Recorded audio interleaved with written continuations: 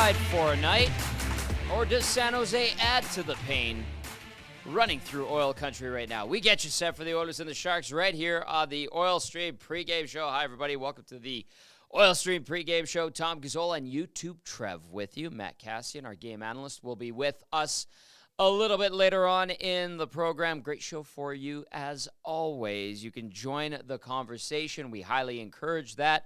780-218-9999 if you're listening to us on our audio stream, or if you're listening in the vehicle on TuneIn, we thank you. And if you want to text in, 780-218-9999. If you're watching on YouTube on the EST channel, thank you. We appreciate you. Make sure you like, share, and subscribe. And you can get into the nasty chat. The nasty chat was going crazy Monday night on the post-game show. That was something else, and deservedly so, because of how bad that game went, because of how poorly the Oilers performed again, because of how bad of a result that was. Ridiculous. Absolutely ridiculous that the Edmonton Oilers sit second last in the NHL, 2-8-1 record through 11 games, and are trying to fend off the 1-10-1 San Jose Sharks tonight. The Sharks coming in hotter than the Oilers, which is ridiculous to say because they got beat 10-1, then they got beat 10-2, and oh, by the way, they won a game on Tuesday 2-1 against the Philadelphia Flyers. That's embarrassing for the Philadelphia Flyers, no doubt. No doubt. The Oilers, losers of 3 straight. An absolutely terrible week. Their starting goaltender, or who was supposed to be their starting goaltender going into last season, sent down to the minors, Jack Campbell, yesterday. Cleared waivers. $5 million down in Bakersfield. It's happened before. Cal Peterson with the LA Kings last season. Cal Peterson was with Philadelphia at the start of this season, sent down again. Maybe Jack Campbell bounces back. I don't know. Nobody has these answers right now. But it's Stuart Skinner's net. And if he falters, Calvin Pickard enters the conversation. Calvin Pickard, a longtime pro, at times was a starter in the NHL for some bad teams. I think back to his time in Colorado. I think a little bit with Arizona. He'll be backing up tonight. That's where we're at. 11 games into the season. 780-218-9999 if you want to text us. I'm keeping tabs on the text line. And, of course, the nasty chat. I think I'm starting to see, there's some people starting to chime in, and I see some people starting to tune in. They're catching on. We're going to go right until about 8:25. Get you ready for tonight's action down at SAP Center. We're going to go through lineups. We're going to go through starting goalies. Cass will be by for game changers.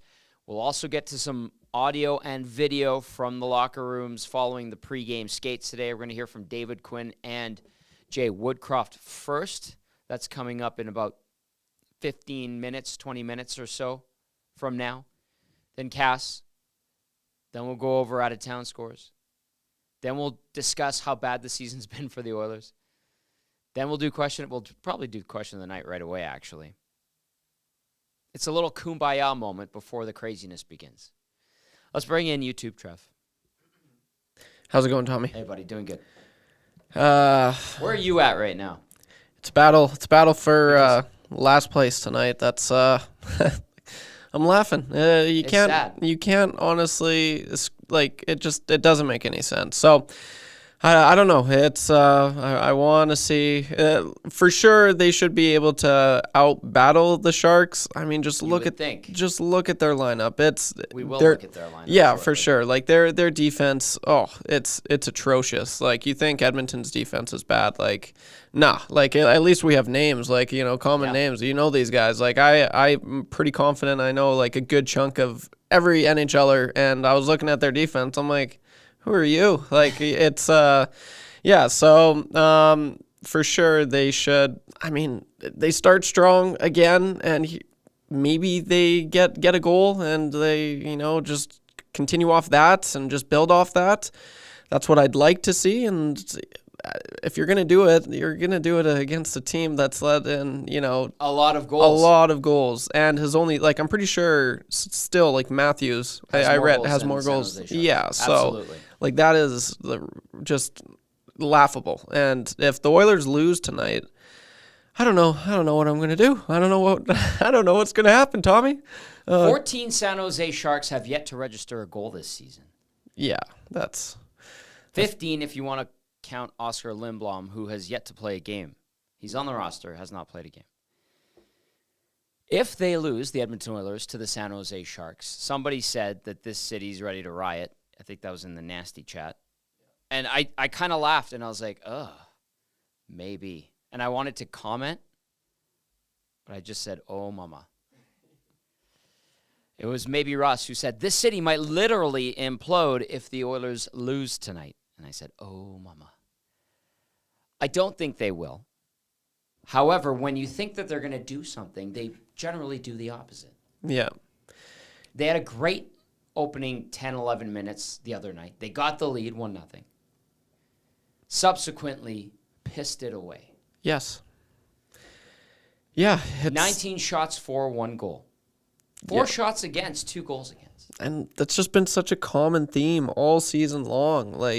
It doesn't make any sense, Tommy. And I can't tell you how nice, it all goes, we're all talking about, there's so many questions, and no one really has any answers. It doesn't matter who you ask. It could be the greatest hockey mind. No one knows what's going on. It's tough. It's fair to say no one knows what's going on, but you know what's going on? Everything's going wrong. Yeah. Well, yeah. In a nutshell. For sure. Everything, top to bottom. We said it on the Hangout the other day. We went to text. We went to nasty chat comments, and it was goaltending is this, defense is this, bottom 6 is this, coaching is this, top 6 is this, 2 superstars are that. Management, owner, executive management, and people hit on and made good points. And honestly, all of those critiques were valid. It's yeah, that's not working. No, the goaltending's terrible. Yeah, you're good point. Defense sucks. Yeah, absolutely. They're making terrible mistakes. Bottom 6, not contributing. Absolutely, that's a valid argument. Coaching, well, the strategy isn't working. The guys aren't inspired. They haven't put together a real 60-minute effort outside of the Heritage Classic, which was a one-off. Top 6 not clicking. Top 2 dogs, they don't look like the thoroughbreds that they've been over the last 6-7 years. Nothing is working. Management scratching its head collectively going, what the hell is wrong with this team?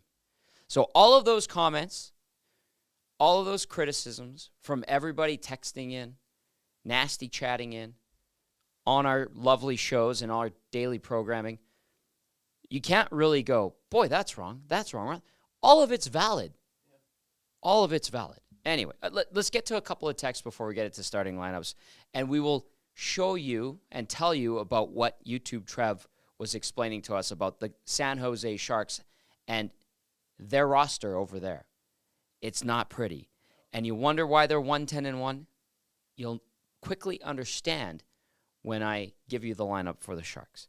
South Sask Jason says, last season I stood on a soapbox. I declared that by the time a world best-on-best tournament happened again, that Skinner would be the Team Canada starter. I thought he would continue to grow. Not so sure anymore, Tommy. South Sask Jason, you, like many, are in the same boat about Stuart Skinner right now. I think I have faith in him to bounce back. But it's fair to be like, I don't know if this is the guy. I don't know. Not with that performance, that's for sure. Hersey says, Hersey chimes in and says, hey, Tommy, just flying back to St. Albert with my wife after a beauty day of flying. We'll get back just in time for the game. Haven't checked my phone.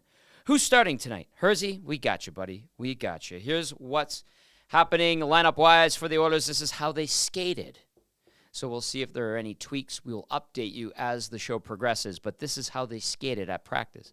McDavid between McLeod and Hyman. Draisaitl centering Holloway and Fogle.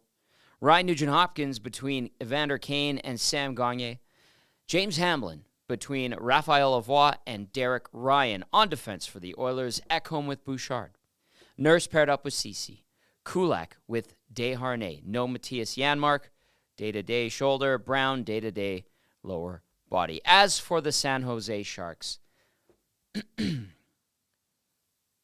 get out your record and guidebook if you have one handy. Tomas Hertl between William Eklund and Fabian Zetterlund. Mikael Granlund between Kevin Labanc and Anthony Duclair. That's a respectable line. Nico Sturm with Mike Hoffman and Philip Zadina. Ryan Carpenter between Giovanni Smith and Luke Kunin. On defense for the Sharks tonight, Mario Ferraro with Kalen Addison. Mark-Edward Vlasic with Kyle Burrows. Nikita Okotiuk with Jan Ruda. That is the San Jose Sharks lineup for tonight. And if you're going, who's that guy? Who's that guy? Who's that guy? You're not the only one as well. Ty Emberson will not be playing for the Sharks tonight. Nikolai Nizhkov will not be playing for the San Jose Sharks tonight. No Oscar Lindblom as well. Oscar Lindblom, a great story, by the way. But after overcoming cancer, he did it with the Philadelphia Flyers, now finds himself as a member of the San Jose Sharks. Starting goalies. For the Oilers, 25-year-old Stuart Skinner getting the nod. 1-4-1. 399 goals against average. 856 save percentage in 7 games this season. Gross numbers. And not the good kind of gross. Just stinky. Now, versus San Jose, pretty good. 3-0 lifetime, 1-0-1 GAA, 958 save percentage with 1 shutout in 3 appearances against the Sharks in Stuart Skinner's career. At the other end of the rink tonight, 26-year-old Mackenzie Blackwood, 1-6-1, 427 goals against average, 892 save percentage. Not bad, that 892. Sad that we say that. Sad. In 9 games this season. 1-0-1 record versus Edmonton, 385 goals against average, 870 save percentage in 3 appearances versus the Edmonton Oilers. So there you go, Trev. There's that lineup, the Sharks lineup. Yeah, and honestly, like, they're missing, Logan Couture. That's obviously, he's out. He's huge, right? Like, that's huge for him, for the Sharks. As far as their offense goes, like, their top 6, I'm not going to say it's amazing because it's not, but it's like, it's not, it's okay, you know what I mean? But they're bottom 6. Like, the second line Granlund, like, I remember when he was playing for the Wild, people were talking about if he was kind of crushing it there. Yeah. And like, people were saying, if he was playing for a Canadian market, like, He's just so underrated. He's a very underrated player. He's, since then, he's definitely tapered off. But he's a pretty good player. And, Tomas Hertl. Good player. Yeah, like another, solid player. Duclair, I know he scored the other night. Philip Zadina, never quite worked out for him in Detroit. No. But he bet on himself to come to the Sharks. And I think he's got 1 goal. I know he scored once. He's got 2 now. Or he's got 2. Okay. And he's a team leading -14. Oh, that's perfect. Or team worst, I should say. Yeah. But I mean, the defense, like Mark-Edward Vlasic, his best days are long gone. He's probably up there with one of the worst contracts. If you look at his analytics, I was just watching this video on it, and it's not good at all. And Pickles. Yeah, Pickles is he's not doing it. He's not cutting it out anymore, Tommy. So no, he's not. But newly acquired Kalen Addison, he was more of an offensive-minded defenseman when he played for the Lethbridge Hurricanes, and he's okay. They need offense, and maybe Kalen can provide that for the Sharks. Well, time will tell. Injured for the San Jose Sharks, the aforementioned Logan Couture, IR lower body, that's been all season. Alexander Barabanov fractured his finger October 23rd, IR for him. Edmonton product Matt Benning on the IR, undisclosed, and Jacob McDonald, injured a couple of days ago, IR, also undisclosed. This is a San Jose team that had Mike Greer, former Oiler and current GM of the Sharks, address the group. He said everybody hasn't lived up to expectations, including himself, including the coaching staff, obviously the players on the ice. Everybody within the organization needs to be better. We've heard that around here, and it's true. When you only have one more win than San Jose Sharks do right now, totally true. So we'll see what happens tonight between the Oilers and the Sharks, the bottom feeders, sadly, in the National Hockey League right now. The heat's cranked up on Jay Woodcroft. I don't like it, but that's just how it goes in the world of pro sports. The attention and the heat goes to the coach when a team that's supposed to have championship aspirations is floundering. They get the win. He gets a bit of a respite. He can take a deep breath, exhale a little bit, and get set for Saturday against the Seattle Kraken. We'll see. We'll see. We'll hear from him shortly as we get you set for the Oilers and the Sharks. 780-218-9999. You heard the lineups. You heard the starting goalies. Let us know your thoughts. And if you're watching, get at us at the Nasty Chat. This one from JL says, Tommy, if Skinner was waiver exempt, don't you think he should have been the one sent down based on his play compared to Campbell? Yeah, he hasn't been great either. He really hasn't been great either. The Campbell thing, I think that has more shock value to the group, given that he's older, been around a lot longer, has the big contract. That's a warning sign. And I think it wouldn't have the exact same impact if Skinner got sent down. I think it would bother them. I think it would have an impact, but not to the extent of Campbell or Jack Campbell, yeah. And the other thing, too, is it's almost, I don't think this is the organization saying we've given up, but it's the organization saying it's fed up with the lackluster goaltending. But yeah, the play that you've gotten from both goalies, like JL brought up, yeah, I think you could make an honest case for both of them being sent down, being like, you're not up to snuff.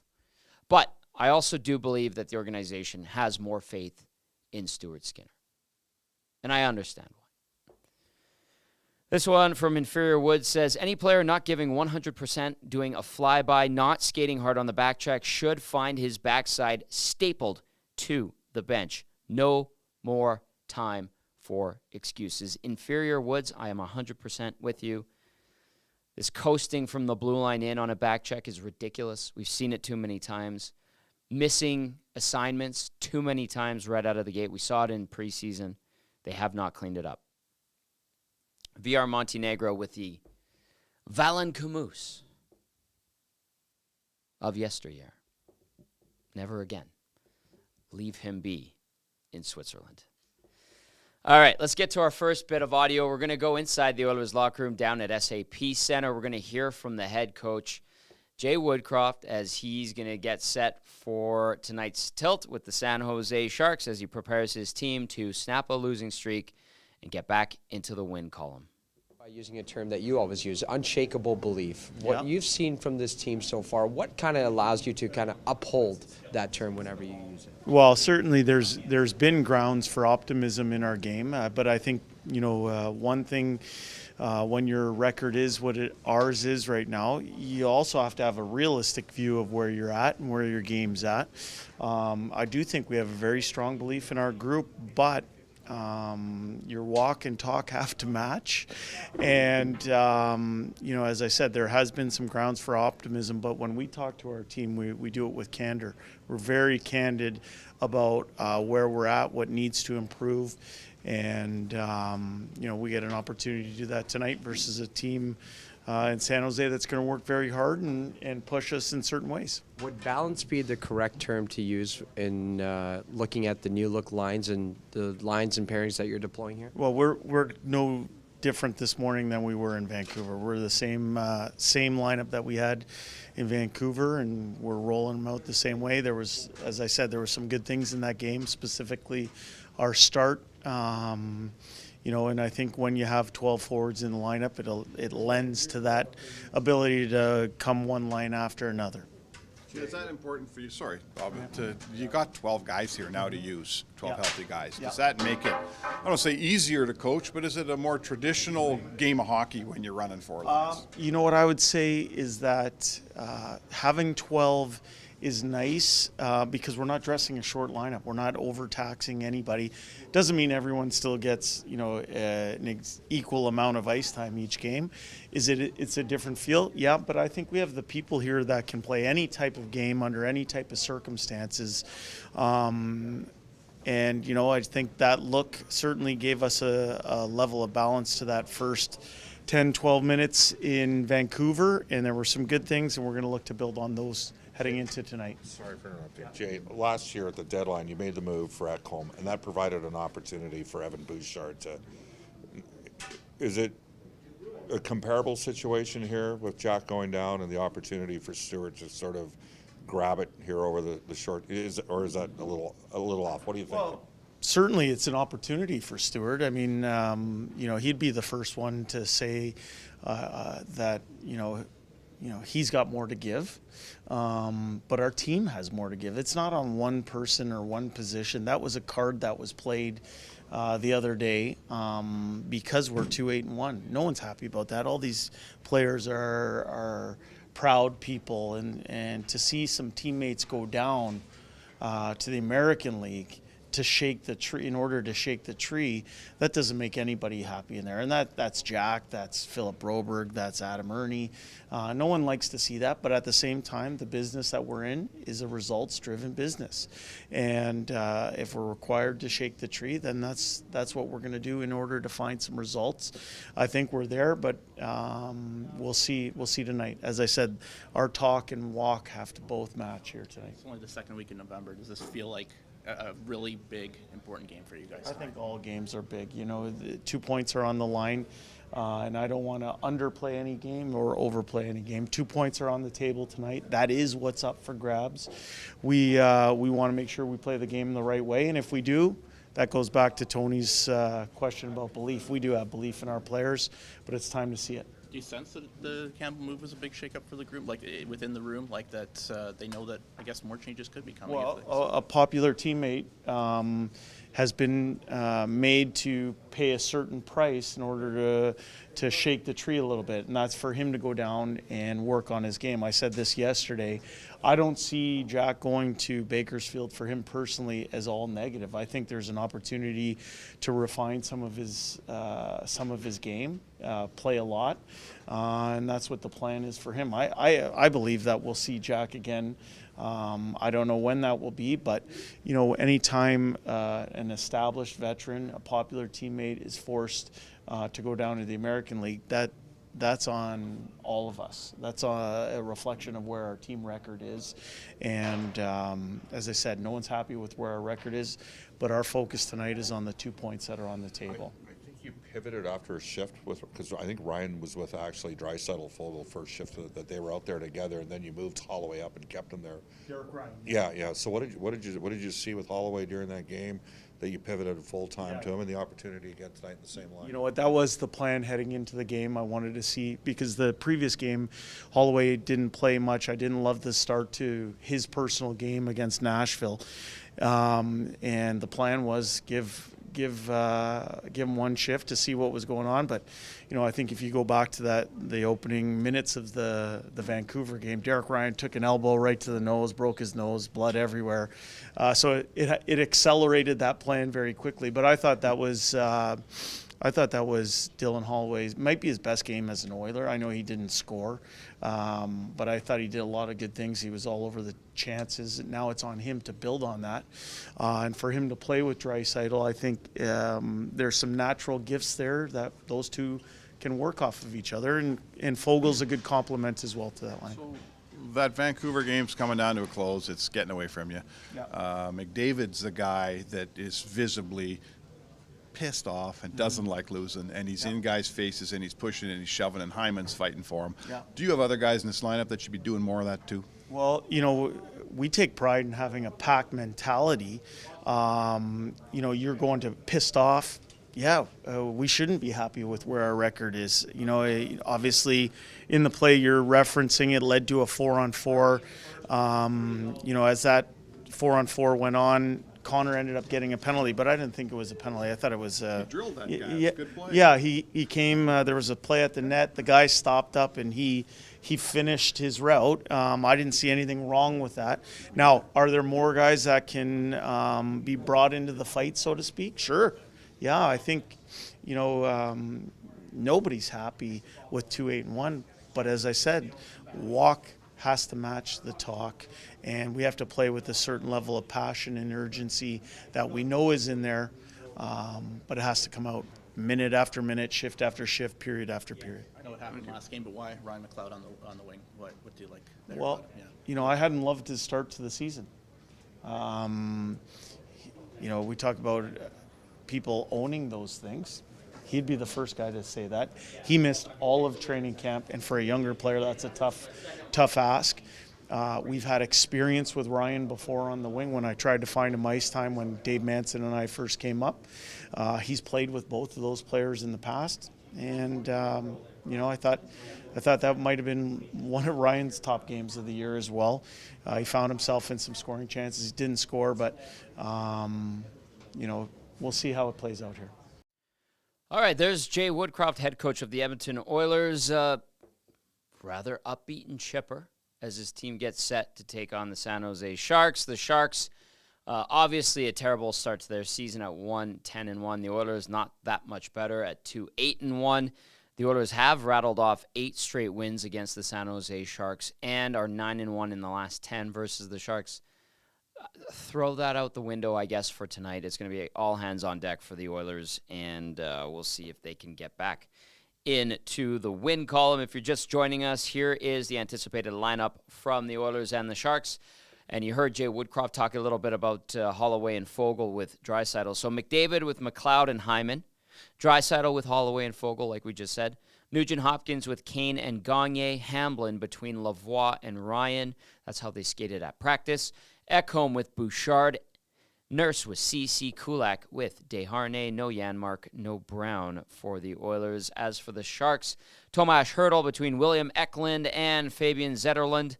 Mikael Granlund between Kevin Labanc and Anthony Duclair. Nico Sturm centering Mike Hoffman and Philip Zadina. My bad. Philip Zadina. Ryan Carpenter with Giovanni Smith and Luke Kunin. On defense for the Sharks tonight, Mario Ferraro with Kalen Addison. Mark-Edward Vlasic paired up with Kyle Burrows. Nikita Okotiuk with Jan Ruda. Starting goalies, we're anticipating Stuart Skinner getting the nod. He was in the starters' crease at the morning skate. Jack Michaels was down at the practice today at the SAP Center and pointed that out. So he is 1-4-1 this season, Skinner. .399 goals against average, .856 save percentage in 7 games this season. 25-year-old versus San Jose in his career.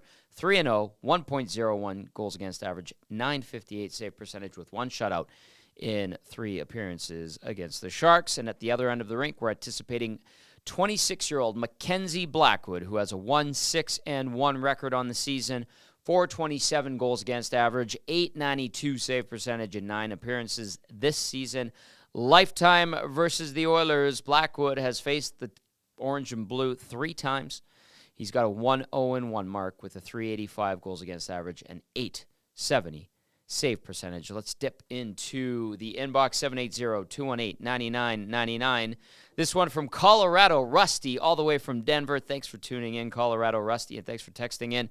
What's going to happen when the Oilers keep losing and the season is over by end of November and Jack lights it up with the AHL team with a .925 save percentage? That will prove what's wrong with this team. Colorado Rusty, I can't argue that. There are many deficiencies with this Oilers club. This one says, why is McLeod playing with McDavid? He has been a non-factor. That comes in from Jonesy. Jonesy, you're also right. Ryan McLeod this season, for those wondering, has all of 1 assist, -4, 2 penalty minutes in 11 games played with 12 shots, and he's averaging .1450 time on ice. He's winning 49.2% of his faceoffs. He does have 11 hits, Might surprise some people. And 2 blocked shots. I don't know. I'm assuming speed was speed, maybe to get McLeod going. I don't know if Jay Woodcroft thinks McLeod can spark Connor, because there's no spark there for McLeod to begin with. Maybe just getting the bingo balls out, throwing something on the wall, hoping it sticks. Might be one of those scenarios. But Jonesy, I hear you. Big Dave says, hey, Tommy, not sure what I missed, but who said Stu was waiver exempt? According to Cap Friendly, he would require waivers. Big Dave, thank you for checking on that. I think that was... Oh, boy. I'd have to go back into the nasty chat to see who said that. But Big Dave, thank you for clarifying that. Appreciate it. And the screen grab. I like that about our new inbox compared to the one at our old shop. All right, one more text here at Saskatchewan. I believe it's Roland. Roland says, how will it take Connor McDavid to get it to the top 200 in expected goals or goals at 5-on-5 in the NHL? Got to produce. And he has not done that this year. He's in a bit of a scoring slump. Out of character for him. Leon Draisaitl snapped his in Vancouver. All right, we do have Matt Kassian coming up in about 10 minutes' time. Between now and then, we're going to go to the other side and hear from head coach of the San Jose Sharks, David Quinn. Nothing like a father's trip to get the guys going a little bit, right? Yes, yeah, it's great to see him here. I'm sure it brings everybody back to their youth and a lot of fun, good memories. So it's always nice to see the fathers there. You find that guys are like their kids just don't want to disappoint their dads, so that maybe they go a little extra. That never leaves you, no matter how old you are, that never leaves you, right? We're always trying to please our parents and our fathers in situations like this, so it's fun to have them around. Even when it's impossible to please your father. Let's talk about that later. Don't forget, I'm 57. I never played a good game in my life, but I knew he loved me. Oh, you got one up on me then. Well, just one practice here with Kalen, but when you just look at that first power play, it kind of looked like you needed, that was a guy who kind of fits here and as part of the solution. Well, when you get a guy like that, it allows everyone else to play in position, right? And, we've got a lot of good power play players, but they've been out of position. And it's like putting a band together, right? We've been having the piano guy trying to play the trombone and so on and so forth. So now we got people in the right spots, and I think it'll happen. Our power play will be more effective and look better. And I know we've been a little bit productive, but nowhere near what I think we're capable of doing, and it may take a little time, right? I mean, he just got here today, but I think now we've got the pieces in place to have a power play where guys can play to their strengths and be in the right spots. What was the thought process in putting him together with Mario?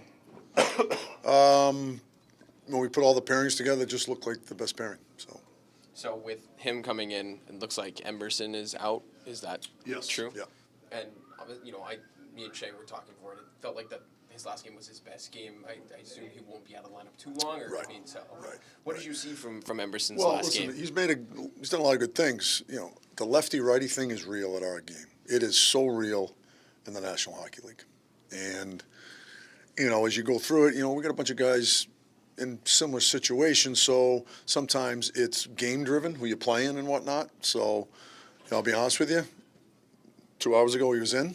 So, my point is these decisions are 51-49. It's not like, let's get Emberson out of there. There was a lot of discussion about what to do. And, that's the situation we're in, and we just felt like overall as a core, this was the right move. What kind of tipped the scales? I can't tell you everything, Curtis. Sorry, money exchange. That was that 1%. Somewhat. The intensity, the scrums, the pushback, whatever you want to call it last game, I think added to the game big time. I know something you don't mind. Yeah. Do you have to walk the line on that, pull them back, or you just let them go and just say, hey? There's no pulling back. Right. To me, all we talked about yesterday and showed in our video session was, those types of things. And the block shots, the playthroughs, the 2 changes while the puck was in the offensive zone. And listen, this group has been pummeled pretty good in the first month of the season. And we're all humans, and when you lose the way we have, sometimes the bottom has to fall out before you say, all right, enough's enough. And that's what happened. That being said, there are things we've got to do much better tactically and structurally. But we were able to win that game the other night because we did those things that allowed us to overcome some of the tactical and structural things we didn't do a good job of. And that's has to be who we are foundationally for the rest of the year. And we got to be mentally tough enough not to let a bad moment affect those things. That is non-negotiable. That's who we are. That's who we're going to be. One of the tactical things would be shooting the puck more. Shooting the puck for sure. I mean, the first period ends, and you're like, how do we only have and not only get it to the net. I mean, we had a lot blocked that shouldn't have been blocked. They weren't blockable shots. So, I actually said that after I said, we're talking about the shot. I go, guys, I'm not wasting my time on the shots because we're not getting them through. We're not shooting when we should. We're passing up shooting opportunities. So, conversation with a couple players today about that. Speaking of, I guess, future reference, you talk about the defense and the lefty-righty thing. Who on, I guess, your defense is maybe the most adept on playing their offhand? We don't have anybody that loves it. Oh, okay. Yeah, we don't have one guy that loves it. Not a lot of guys do. Yeah. You mentioned the offense and the shots on goal. Hurdle said the same thing after the last game. And then combining that with getting to the small rink, is that something that you felt they could do a little bit better of to create more offense? Yeah, but I think we're doing a better job getting inside. Now we got to make the next play, right? It's just that, make the next play. Like, get more pucks than that. Make that, passes available. Make it a little bit quicker so they don't get a stick on it. Just a little bit more offensive anticipation for us will allow us to get more pucks than that. Where's Mike Hoffman at? I thought he had his best game the other night. Well, actually, the Colorado game I thought was his best game. I thought, there was an honesty to his game the other night that I liked, and he did a good job. Looks like Hochek's back in there. Is he starting to earn some trust and build up some equity with you kind of thing, just the way he's playing right now? Well, the thing I love about him, he plays with the right intentions. So you're going to make mistakes throughout the course of a game, but he's always looking to play with the right intentions. And to me, as a coach, it's all you can really ask for a player, especially a guy that's, in his situation, as young as he is, and, missed a chunk of hockey last year and a chunk of hockey early in the season here. So, he's playing with the right intentions, and, I like a lot of what I see. I like the edge of this game. Yeah, he's real. It's not, doesn't have to be prodded. When there's a one-on-one, he's through you, not to you, so that's a nice quality. At the end of the game there, he made no bones about it. He was clearing in front of him. I didn't notice. Thank you, Coach Quinn. He was keeping score during the course of the game, and he. What'd you like about what Mike was doing the last game? I just thought he was skating more engaged physically, really. He played an alert game. Yeah. Played an alert game. Is that hard for a guy though that just the season, as productive as he's been, that's not coming? He's hit a couple of posts. Yeah.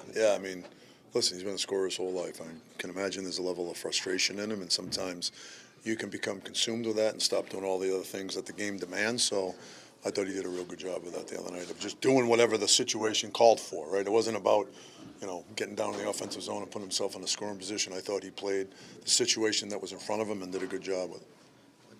Sorry to keep asking about Logan here, but is there any sort of timeline for him to get back getting in? it? No. So was this setback worse than some of the other ones? But it still is. Not really, but as we evaluated the whole situation, they just thought time off would be the best approach right now. So it wasn't anything drastic that set him back. It just moving forward, it's probably the best thing to do. All right, there's San Jose Sharks head coach David Quinn as his team gets set to take on the Oilers. The Sharks snapping their losing streak to start the year the other night against the Philadelphia Flyers, a 2-1 victory. Edmonton looking to end a 3-game slide. Both teams, two of the worst in the National Hockey League. It's incredible that we have to say that about the Oilers at this point, but here we are. If you're wondering about Calen Addison, who the Sharks added in a trade yesterday, they picked him up for right-winger Adam Raska and a 5th-round pick, flipping those players between the Sharks and the Minnesota Wild. That trade going down yesterday. Addison, a right-shot defenseman. Looks like he can add a little bit of offensive jam from the blue line for San Jose. All right, Matt Kassian will be joining us shortly. A couple of texts to get to, 780-218-9999. This one says, hey, Tom, are they showcasing 71 with McDavid to trade him? I don't think so. I don't think the intention is to trade Ryan McLeod. I think they just want to wake these guys up, and they're trying anything. It's scramble mode. Another text came in. I think it was via the Nasty chat. I saw it from Trevor Mills. Trevor says, honestly, Tommy, what happens if they lose tonight? I honestly think that the Heat either gets completely cranked up on Jay Woodcroft. Maybe he's up against the ropes already. I would think that he's getting there, certainly. But if they lose tonight, something to that effect could happen. I don't think they feel like they're going to lose tonight, nor should they. But I bet the Philadelphia Flyers thought the same thing on Tuesday going into San Jose, and they lost 2-1. So the Sharks probably feel good. You heard off the top of the David Quinn interview there. They have the dads in town. They're going on a road trip, a quick one. I believe it's through Vegas and Anaheim. Yeah, it's Vegas on Saturday or Friday, and then Anaheim on Sunday. So a nice little dad's trip. They're already in town early, ready to go. Maybe they inspire these guys. Who knows? But this is a Sharks team that has won more recently than this 2-8-1 Edmonton Oilers club. 780-218-9999. Nasty chat. I see a little bit of a conversation going on between some nasties. Go for it. Behave yourselves. On Monday night was the first time, and it was a crazy post game. The other thing, too, to Trevor Mills' point, what happens if they lose tonight? The nasty chat will be actually nasty tonight.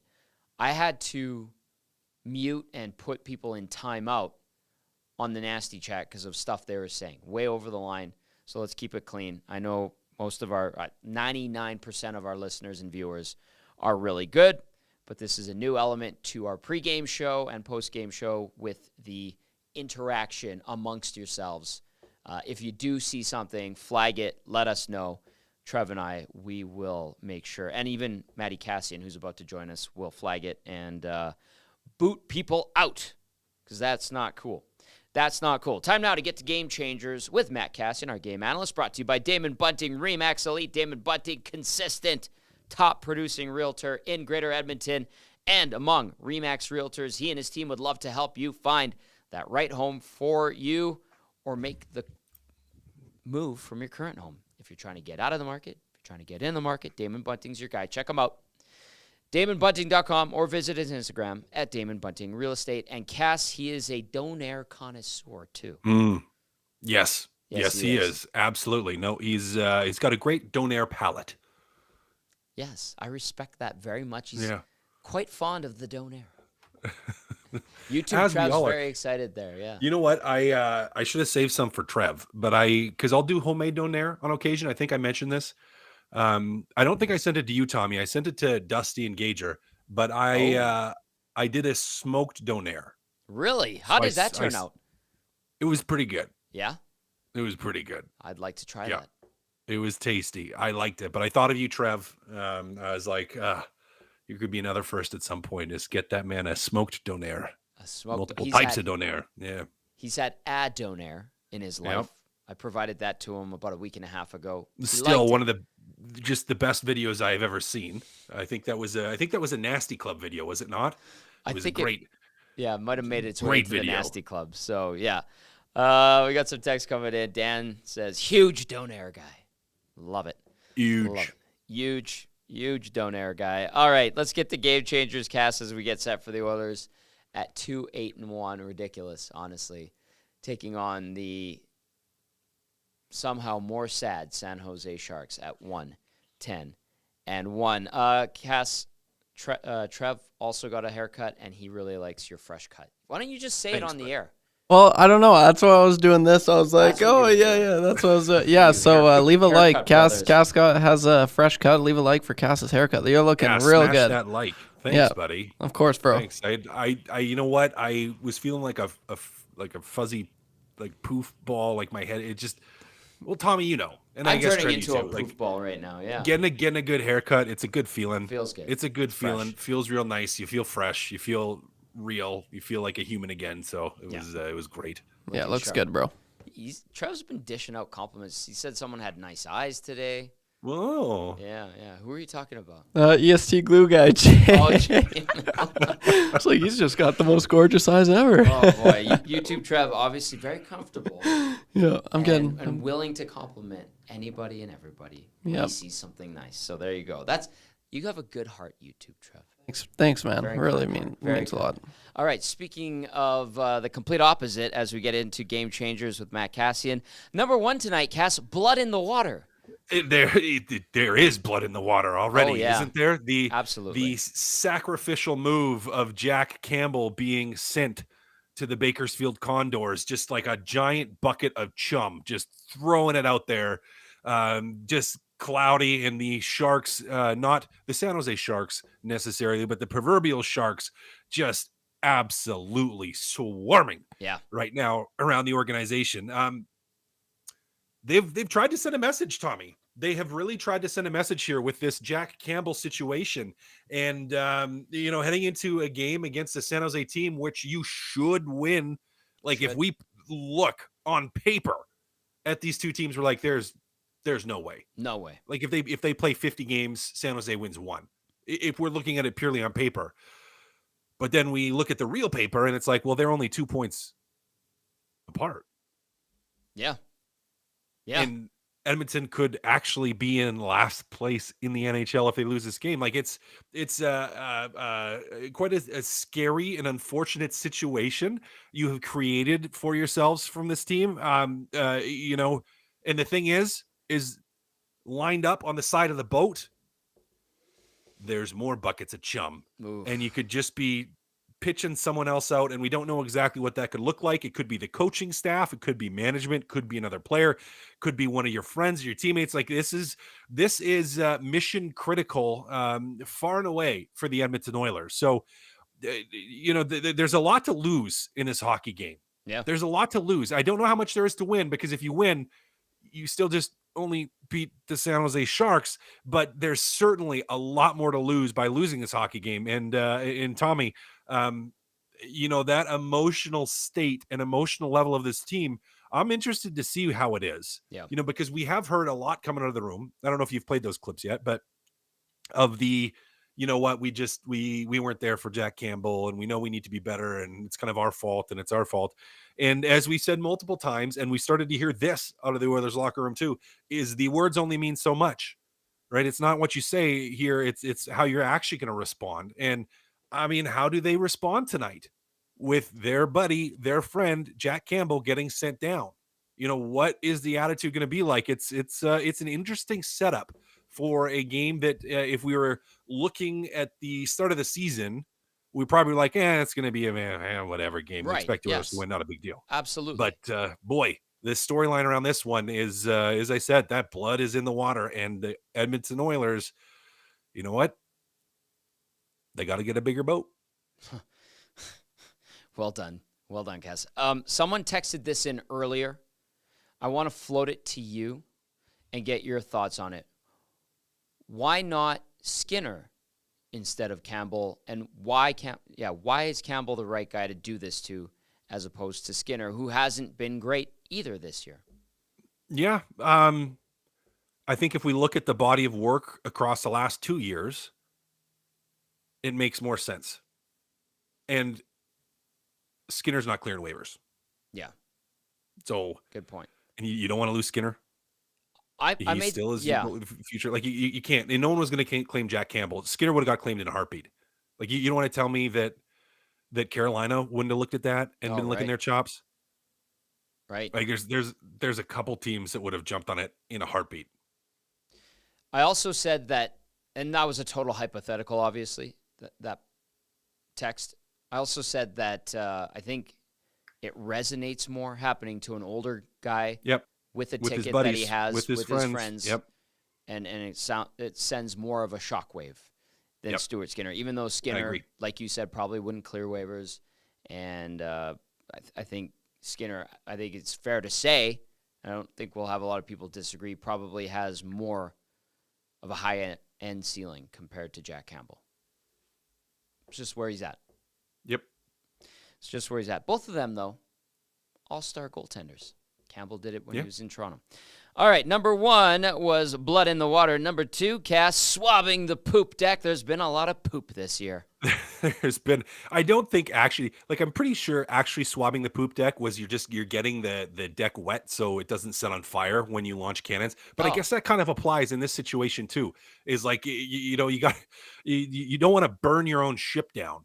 Right. You don't want to sink your own ship. So you swab the poop deck. That's the historical way of doing it. Now we can also use it in the manner of speaking of, you got to get the poop off the deck. Yeah. And there's been a lot of it. There's been a lot of burning their own ship down, and there's been a lot of just garbage everywhere all over that they've just kind of left out there for someone to take advantage of. And you know what? Again, if we look at these teams on paper, Tommy, there is zero way that this San Jose team should beat you unless you let them beat you. If the San Jose Sharks of 2023 win this hockey game, I guarantee you it's not because the San Jose Sharks just played so well.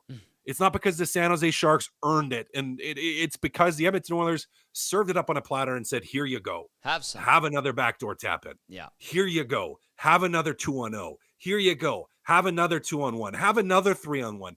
And we've seen them do that. And you know what? Gotta clear that off, Tommy. Gotta sweep it up. Gotta swab it down. You know, the massive errors, the cascade of errors, as you so often like to call it, that has just continued to plague them at key, crucial, critical moments in the game, is just continued. And that's the only way that San Jose beats you. So are they going to make those same types of errors tonight? Does Jack Campbell, you know, being the sacrificial lamb, you know, chopped up into the bucket of chum, thrown into the water, enough to sate their ability to think on the rush against? Like what, you know, does this actually wake them up? Or have we seen the end of all the problems or the beginning of the end of all of them? I don't know. And we won't know until we see tonight, but certainly it's something to be watching out for. You know, can they actually lock it down defensively coming back into their own zone? They haven't done it yet, Cass. In bits and pieces, they have, like chum, but they haven't done it consistently or in a full 60 minutes, which is sad. It is Game Changers with Matt Kassian, brought to you by Damon Bunting Remax Elite. Number 1 is blood in the water. Number 2, swabbing the poop deck.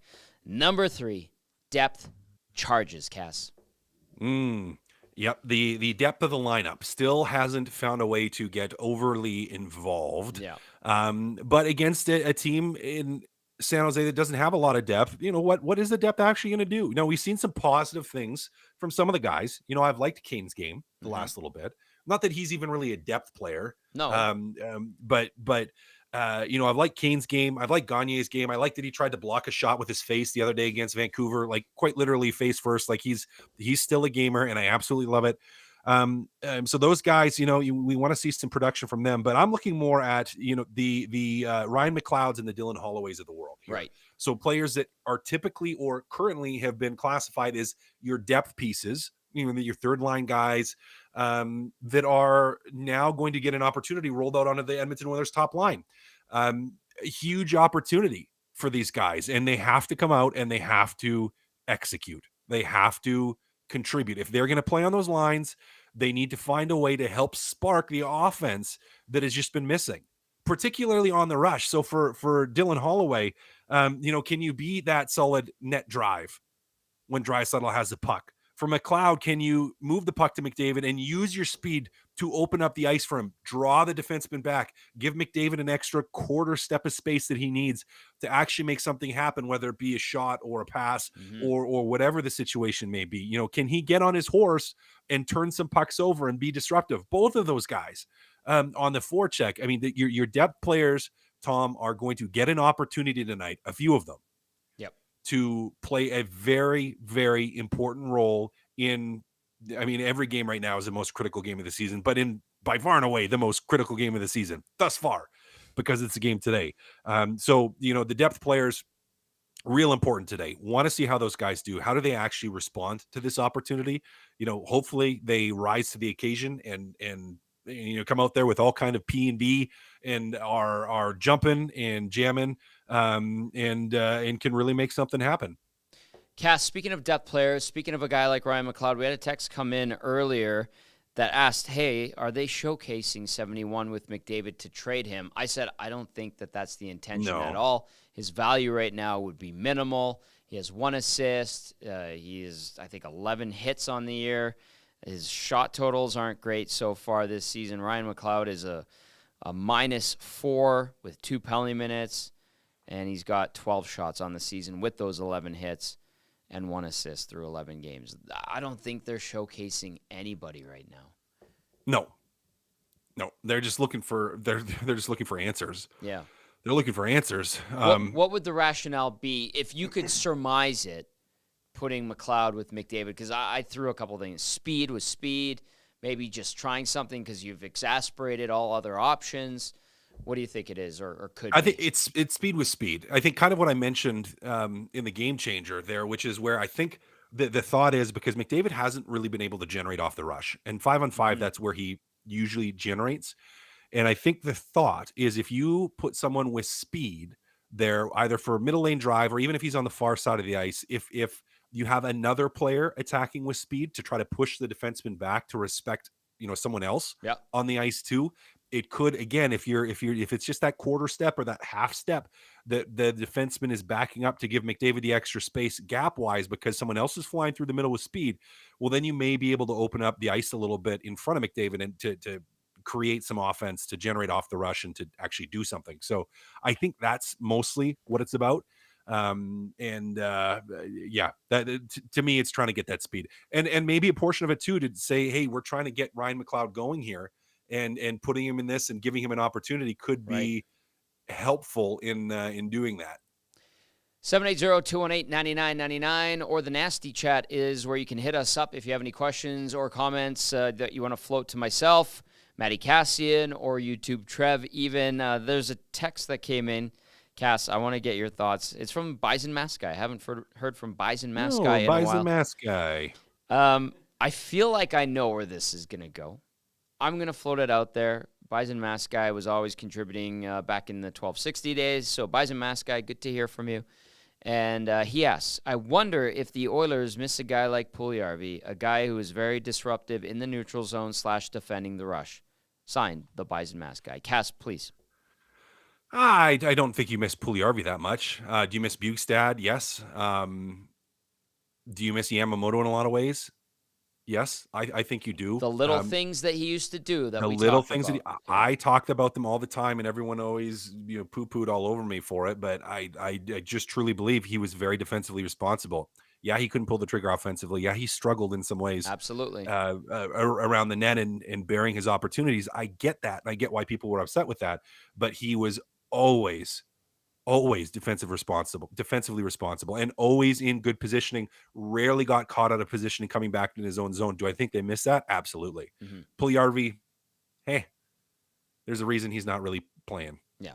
I know he did go through surgeries again in the offseason, but I don't know if there's much of an appetite for Jesse Puljujarvi. Meanwhile, in Seattle, Yamamoto, until I think the other day I was checking, he was playing. He was an everyday player, even though he had to fight for his job, Cass. When they rolled through town in the preseason, in the press box, the conversation was, Yamamoto wasn't promised anything. He had to work for his spot on the roster, and good on him for doing so. Yeah. So let's go to he's another having one. a little bit of success too, I think. Yeah, he's been okay. Not great, not shooting out the lights or anything like that, but he's been okay. Pillman, good to hear from Pillman, says, evening, Tommy and the boys. I'm hoping we don't soil the old sheets tonight. I can't remember being this nervous about a battle of the basement game. Yep. There could be some major repercussions if the boys don't show up. Keep up the great job, from Pillman. Yep. And Cass, we saw and we discussed Jack Campbell being sent down, the shock it's supposed to send, and the reverberations that should occur within the guys that actually play the game. I said after we played Jay Woodcroft earlier in the show that I think he looked like he had a perky demeanor. He doesn't look gloom and doom. That's good on him, but I do think the heat is cranked up on Jay Woodcroft. I do think he might be up against the ropes a little bit here. If they lose a game like this, I think it only gets worse, or it comes to the breaking point for a guy like Jay Woodcroft. From your experiences in your years as a pro player, even in major junior, a situation like this, what is going on? And like Pillman brought up, what if the Oilers lose tonight? Because it could happen. What happens then? It could happen, and as Brent Chappie Cassian deemed when he talked with me or when we chatted earlier, if you lose the proverbial scrapper of the crapper, which I thought was actually pretty clever. I like that one. Well played, Chappie. Scrapper for the crapper. Listen, you have a coach that is up against the ropes, and you're going to have a perky demeanor. I mean, you're not like you can't be walking around, just poo-poo pants and pouty face and sad and gloomy. That's going to beget more gloom and more tightness and more problems. Like, you're going to try to be as positive as you can as a coaching staff. You're going to try to be upbeat. You don't want to, because if everyone, being frustrated and mad is one thing, but really feeling sorry for yourself is another. And that's not a situation you want to be in either. You don't want to have the players feeling sorry for themselves, right? And be a bunch of Eeyores out there. Like, you can't have that. No. So, but behind the scenes, I guarantee you there's anxiety. I guarantee you there is heat on Woodcroft, on the rest of the coaching staff, on management, on every single player. Well, almost every single player. Right. The heat for different players is different. Right. McDavid's not worried that he's going to get traded or sent down.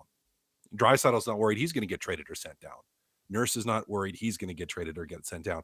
But for a lot of the other guys, I mean, you start to look at it, and that's the reason that they pulled the Jack Campbell move, was they wanted to communicate that, hey, no one's safe. Right, or as much as no one can be safe. Yeah. Again, McDavid and Draisaitl and those guys, but the heat is up. Like, you feel the tension in the air in a dressing room like that. You can feel it. You can cut it with a knife. Like, it is real, and it is there, and it can affect you. And again, I know they're going all poly positive in a lot of ways, because they don't want to, drag themselves down further, and you're trying to find whatever you can, but the reality of the situation is they're in it thick right now, and they can all feel that heat. A couple of texts via the nasty chat. Gordon says Cass would score 3 tonight against San Jose. Probably 4. Maybe 4. Trevor says, Cass, what is the next move if they lay an egg tonight? I think Woodcroft's gone. Yeah. If they do. Yeah. I mean, like, what else are they going to do? Right. I don't think that it's tougher to move personnel. You can't just jump. You're going to get absolutely raked over the coals with any trade you try to make right now, because teams know how desperate you are. So I think if that happens, I mean, you kind of, I don't want to say you being forced to, but what else are you going to do? Gagner thinks, Woodcroft, even if they lose tonight, Woodcroft's got till game 20. That's what he thinks. I don't think so. I think the heat is cranked up at this point so high that if they lose, they're gonna try to do something. That's very positive of Joaquin to think that. I don't think the leash is that long. I also think this, like, Jay is a smart guy. He's in the moment. He talks about it. I think he lives it and applies it to his work day to day as well. But he's got a couple of years left on his contract. It's a healthy, robust contract. So when you get fired in the National Hockey League as a coach, a manager, you're just not doing the job anymore. You're still getting paid. So there's that he could, if he gets sad, he could be like, well, I fall back on millions of dollars over the next couple of years.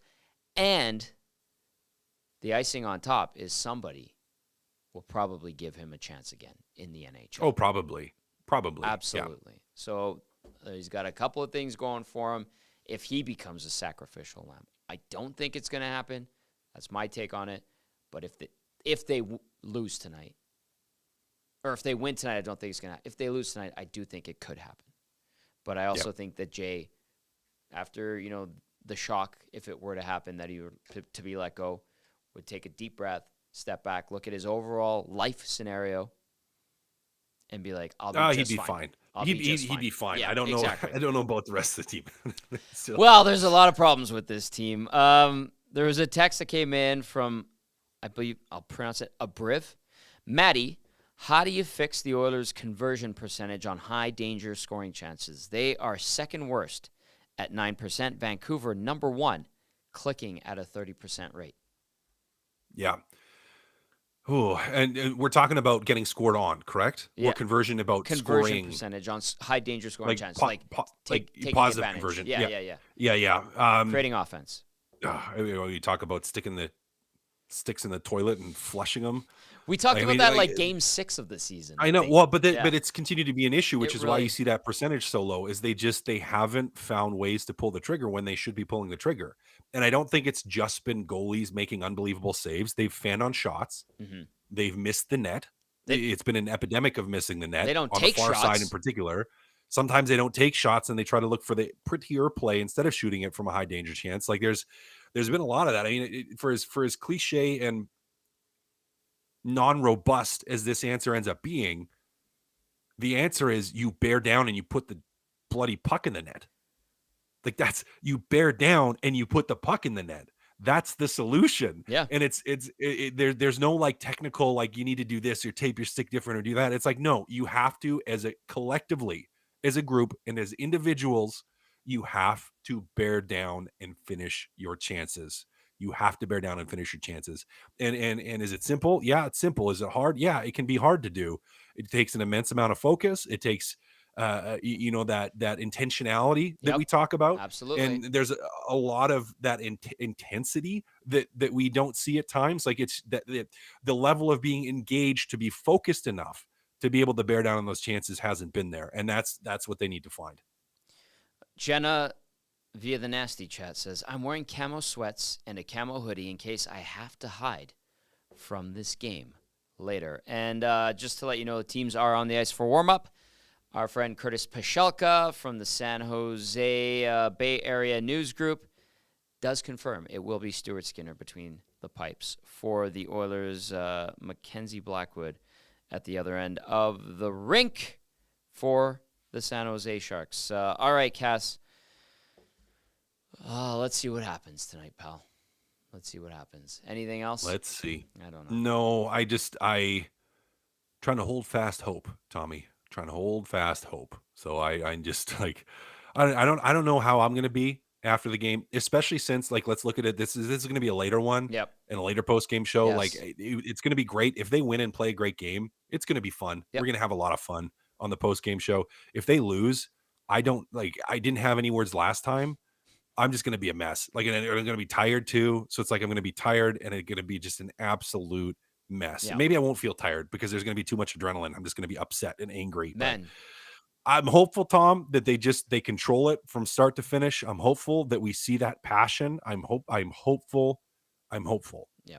But until it starts and until we actually see what we got, I don't know what's going to happen. You were a man alive post game on Monday, and you hung in there for a while. That game was a lot of adrenaline. Maybe tonight, Cass, we're saying good night, and you tuck yourself in at a decent time.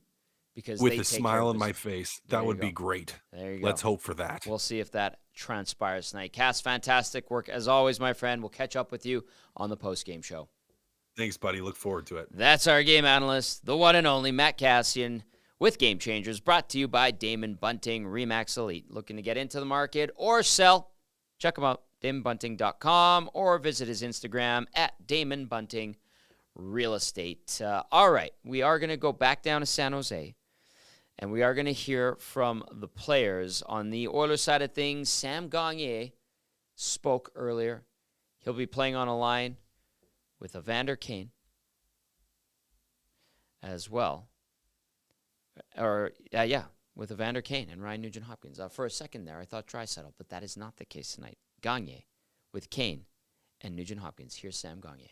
A term that Jay Woodcroft always uses, unshakable belief. Despite the record at 2-8-1, there seems to be a lot of that, and that's very prominent in this dressing room. What stems that, do you think? Yeah, I mean, we still have confidence in our group. We got to go out and show it. I mean, it's one thing to talk about it, but I do feel like we have a belief in here that we can dig ourselves out of this hole. It just, happens one day at a time. You got to keep building. Different guys have been through different stretches like this throughout their career, and if you let it get to you, it just makes the hole even deeper. So I think you just keep pushing forward, keep trying to build, we do have some positives in our game that we can continue to build on, and then we know there's areas we have to clean up. So yeah, we just keep pushing forward. But yeah, there's still a definite belief in this group. Right, they often say that success is a good teacher, but adversity a greater. In your short time being back in Edmonton, what have you learned about this group? Well, you know what, I think going into the last game, I liked the energy. I liked the vibe in the room. I thought we got off to a great start, and it was just, I think you make some errors, and, it's something we got to continue to learn from. So, yeah, I mean, anytime I've personally been through adversity in my career, you always, you're upset you're going through it, and then when you look back on it, it's always, a very positive part of your growth. So I think that's what we have to view it, but we need to find a way to get out of it as quickly as we can and keep pushing forward. What do you like about the lineup that your head coach is now deploying? Do you feel like it provides a little bit more balance throughout the lineup? Yeah, I think it puts the onus on a lot of different guys to step up and find ways to produce. So I think we all have responsibility in this room to try and help find a solution. And I think, like you said, I mean, putting some balance in the lineup, it puts the onus on everybody to go out there and do their job and help us get out of this. So I'm confident in our group. I think we're going to take it to another level here and hopefully find our way out of this. We know how popular of a teammate Jack Campbell was and still is in this organization, but what kind of a message does that send when you see what happened 2 days ago? Yeah, it's never easy. It's never fun seeing that side of the business. You obviously feel for Soup, and he's a great teammate. He works so hard. He keeps everybody positive in here. So I think, it's. I think everyone should look at it as a reflection of how our team's played, and we got to do a better job of playing better hockey. I think when as a group you're playing the right way, every individual looks better. So that has to be our focus, and starts tonight. You would have seen Calvin Peckard down there for a few games in Bakersfield. Just what would you make of his demeanor and his play between the pipes? Well, he's a great pro. He's a great teammate. When we were down there, he played great. He was just steady. Made important saves for us. I think he's had some experience in the league, and he knows kind of what it takes to get ready for this level. So he's a great teammate, and we're excited to have him. All right, there's veteran Sam Gagner, one of the few players on the Oilers that actually has a plus rating. As I go down the list, I think he's the only Oiler with a plus rating at this point in the season. Cody Ceci is even. James Hamlin, who just got up with the club, is even. And that's it. That's where we're at right now. Sam Gagner, 2 goals and an assist in 3 games, +2. And pretty telling. 9 shots, 5 hits, 2 block shots, averaging 13:20 time on ice. YouTube Trev is back there shaking his head. Understandably so. Yeah, I mean, when you have just one player in the plus, that's not good. I got something to say, Tommy, okay, and I'm just thinking about some of the comments putting Holloway and McLeod in the top 6. Do they deserve it? They don't have any goals. They've got nothing to show for it. But you look at when Foegele got off the schneid, he scored, and literally 2 shifts later, he scored again.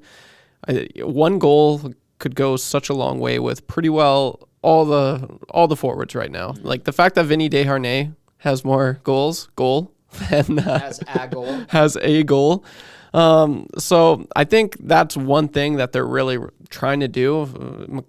McLeod gets a goal. He gets the wheels going, and the confidence just it lights up. It lights up the room. That just all the pressure is gone, right? Like all of a sudden you can start playing hockey again. Like finally, right? So I think that's one thing that they're really gonna try to do tonight, and. It's here's hoping that they can find it sooner than later, because it's the longer that it takes for them to score, it's going to be just it's mentally draining, right? It affects you like so many ways. So that's my thoughts on that, Tommy. I just wanted to share that quickly. I appreciate that. Of Thanks, course. you too, Trev. Good to hear from you. Nice to have you chiming in. Speaking of Dylan Holloway, we're going to hear from him next, looking to get off the proverbial schneid as well. Donuts through 11 games when it comes to offense. -4, 2 penalty minutes, 20 shots on goal, averaging 11:26 time on ice with 23 hits. The hits thing is good. 6 block shots, but you need to see some offense like Trev was talking about. Let's hear from the young Oilers winger. Your head coach uses, or words, unshakable belief. It seems to be very prominent in the dressing room despite the record right now. Dylan, in your mind, what kind of fuels that? Yeah, I mean, I feel like we just, like the personnel we have in our room, how hard we work every day. I think that all just plays into kind of the belief we have in our group. I know obviously we haven't got off the start we wanted, but I don't think we've been, like, we've had moments where we've been not great, but I think we've had times when we're really good too. So I think the biggest thing is just to try and stay consistent with those good moments, and when we're rolling teams, just keep doing that. Your coach said he liked your game to begin the game in Vancouver, and that's why he wanted to keep you in the top 6, and now you're getting a look in the top 6. What goes right for you when your game is going? Yeah, I think the biggest thing for me is just trying to make an impact, whether that's physically using my skating, getting to the net, trying to get shots on net. Ideally, I'd like to contribute offensively too, and I think that'll come. I think we just got to keep working on my game and bearing on my chances. Yeah, what does that process look like for you? Because it can't be fun at times, but you are a young player still working your way through this league. What does that look like for you? Yeah, I mean, it's just a lot of learning.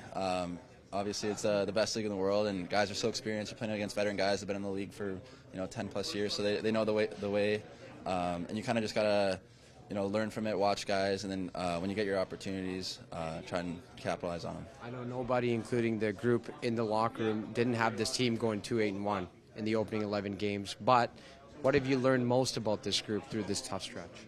I think I think we're just learning how to battle through adversity. I think that's an important thing. You see it a lot of times with teams that play so good throughout the regular season and don't really go through much adversity, and then when playoffs come, adversity comes and they can't handle it. I think the good thing for us, I guess, positive you can take away of it is we've dealt with adversity so far to start, and once we get rolling too, we'll know how that feels, and we'll know how to counter it. So, what goes through your mind and as a collective mind in the group when Jack Campbell is waived on Tuesday? Yeah, that's really tough. We all love Soupy. Soupy's a great teammate. I like him a lot. He brings a lot of positive energy in the room. It's definitely tough to see, and I feel for him a lot. And kind of just shows a team that nobody's safe really. It's definitely a results-based business, and unfortunately they had to do what they did, and we're not I'm not happy about it. I don't want to see that for anybody. So. But yeah, it's a results-based business, so we got to be better as a team and start winning games. Calvin Pickard does come up too, and you would have played with him in Bakersfield. Just what kind of a presence does he bring to this locker room? Yeah, well, Pick's a great guy. He's a really good teammate. Brings a lot of positive energy as well, and he's a veteran guy too. He's been around the league for a while. Played hockey for forever. So Pick's a great guy, and I'm happy to see him. He's a good buddy of mine. So.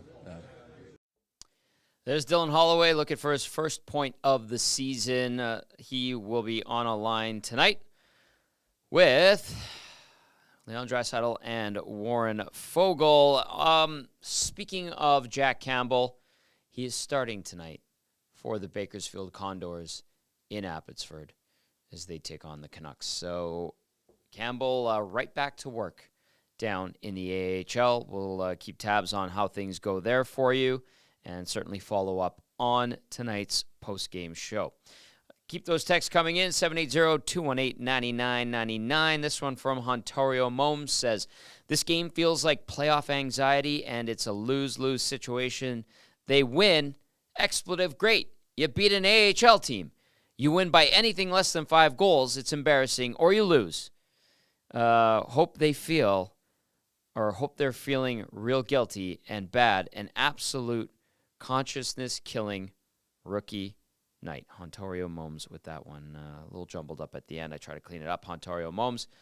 This one from Maple Jed says, TG was serious about that tweet about Sutter and Edmonton that I tagged you in. I hope it's not a thing, but he was definitely in town.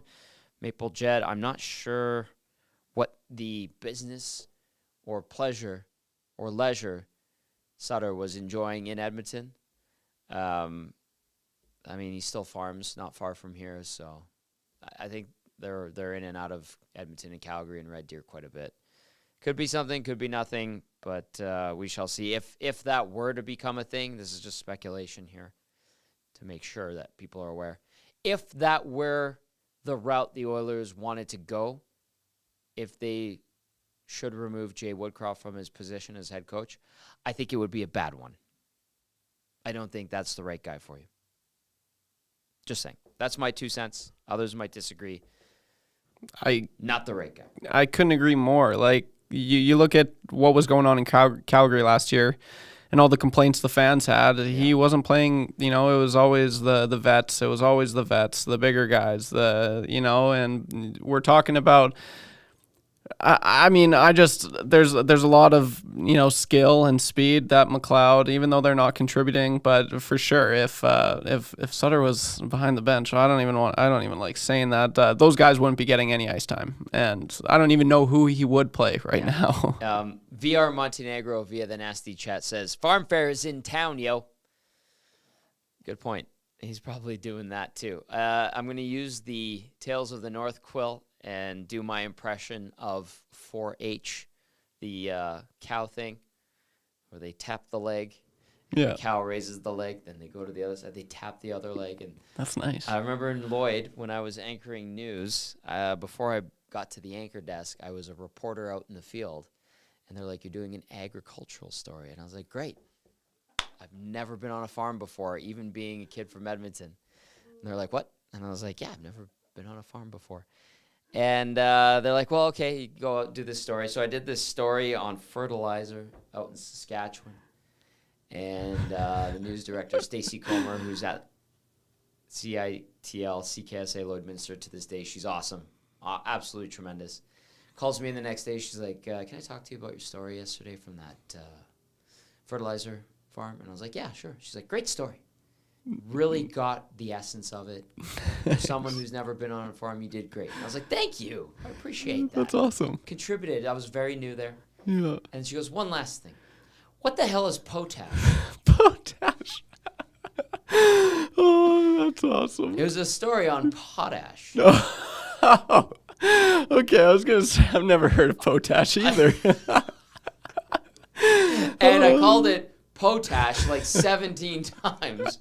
I don't know what potash. I know what it is now. Yeah. I quickly found out how to pronounce it properly when she said, what the hell is potash? That's great. And the funny thing is, there's a broadcaster for the Pittsburgh Penguins. He's tremendous. He's Gene Principe Light. He's been on the Pens broadcast for a long time. Dan Potash. Spelt the same way. And I was like, it's not potash? She goes, it's potash. Have you not heard of potash? And you're like, I have not heard of it. Now I know. How the editors did not catch it is beyond me. How the other anchors who weren't listening to the story, that ran the story, didn't catch it is beyond me. Yeah. But I was kindly reprimanded by Stacey Comer, my first news director, not to ever mess something like that up again. Yep. I can't say that I didn't mess something like that up again. Yeah. But anyway, the 4-H tapping of the leg, if Farm Fair is going on, and then the standing ovation when I was sent to the Lloyd Agricultural and Exhibition Grounds, and like this crowd, it was packed, and these people were like, yeah, and it was like a 9-year-old kid tapping the leg of this cow, and I'm like, what just happened to my videographer? And he had been in Lloyd for years and years, for like 30 years, and he's like, that was brilliant. Didn't you see how the cow responded? I'm like, it lifted its leg. Yeah. Like, that was fantastic. It's the most, some people just get right into that, eh? Yeah. The 4-H is pretty big back home. So that's funny. Anyway. Thanks for sharing that, Tommy. I mean, listen, we're teeing up a game. I know it's the Oilers and the Sharks. We don't want gloom and doom, but someone brought up Sutter being in town. Maple Jet did, and then VR Montenegro bringing up the fact that Farm Fair is in town. I thought I'd share a story to lighten the mood and cut the tension a little bit as we get set for the Oilers and the Sharks. Skinner in goal for the Oilers. Mackenzie Blackwood for the San Jose Sharks, a team that has one win in 12 games, 1-10-1, has been absolutely destroyed on the scoreboard all season long. What did we say? 7 players without a goal this season. The Oilers looking to take advantage so that we can talk about a victory at the end of the night on the postgame show. Wouldn't that be nice? And maybe even an Oilers player of the game. That hasn't happened in 3 games. Ugh, that's annoying. Right, right. All right, a couple of texts coming in via the nasty chat. I'll read them really quickly. Zedmo says, Tom runs from the police. Yes. This one says, from Calvin, it's almost time to get the rum started for the game. You know what? That's a great idea. Don't have too many mixing in water. Jenna says, Le Potash. And Danny says, that Lloyd News I grew up on, being an Elk Point guy. Yeah, the Midwest, Lakeland region, and down south, I can't remember, and the Battlefords, as it went all the way up. That was our broadcast range. So there you go. Danny says Josh Clausen started in Lloyd. Yes, he did. He's from there. I met his parents. They're lovely people, and had the good fortune of working with Josh at the anchor desk in 2010. Great guy. All right, that does it for the Oil Stream pregame show. A little bit of fun to wrap things up.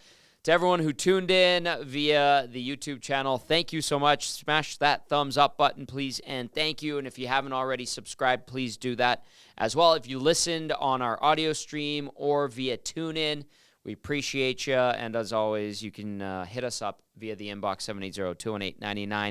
780-218-9999. Be sure to do that following the Oilers and the Sharks right here on the Oil Stream post-game show, when we'll break down, for the sake of everybody in the city, maybe an Oilers win. For YouTube Trev and Matt Kassian, I'm Tom Gazzola saying thanks for watching. Thanks for listening. Enjoy the Oilers and Sharks. Ciao for now. See you then.